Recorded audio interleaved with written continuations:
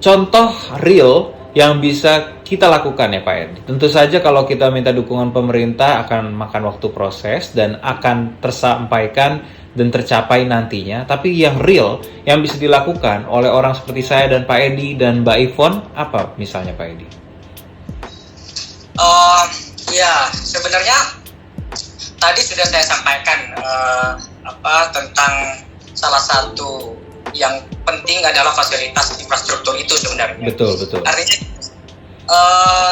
keseimbangan antara pihak stakeholder yang berkepentingan harus sinergi dengan daerah. Karena biasanya daerah itu lebih tahu apa yang dibutuhkan oleh masyarakat sekitarnya.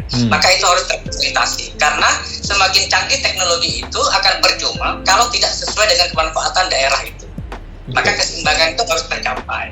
Yang kedua adalah tentu kemampuan kita sebenarnya skillnya.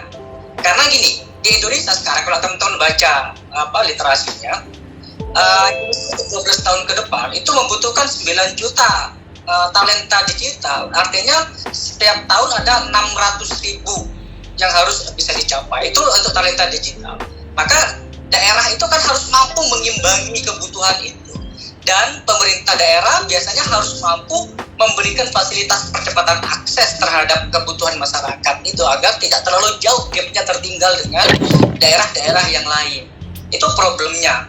Jadi kita juga harus mampu memiliki literasi, jangan sampai infrastrukturnya ada tapi kita tidak mampu memanfaatkan fasilitas itu. Maka seimbang, fasilitas ada, literasi kita atau pemahaman kita terhadap digital cukup, dan kemudian skill kita juga terhadap pemanfaatan akses itu juga harus seimbang. Maka semuanya akan sedikit meminimalisir terjadinya gap sosial atau sosial. Pak Edi tadi cerita sedikit bahwa di area Pak Edi pun bahkan siswanya atau muridnya tuh yang berlokasi di kepulauan masih sedikit bermasalah. Koneksi sebenarnya jadi masalah nggak sih Pak? Tercapai nggak itu area-area terpencil? Sangat sulit ya, karena jangan di daerah kepulauan, di daerah sekitar Situbondo saja, misalkan ini daratan Jawa, jadi masih ada daerah tertentu yang sangat terpencil begitu, sulit sekali menerima akses.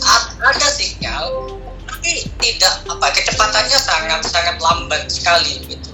Dan kemudian ini problem cerita mahasiswa saya di kepulauan itu harus mencari posisi yang sangat strategis untuk mendapatkan sinyal.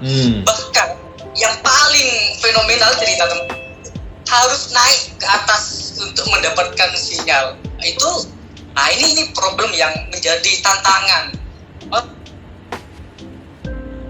di daerah-daerah yang lain terkait akses begitu. Di sisi lain infrastruktur kita juga harus belum seimbang. Maka semuanya ya tergantung bagaimana semuanya memiliki balancing dan sinergi antara stakeholder yang ada di sekitar kita.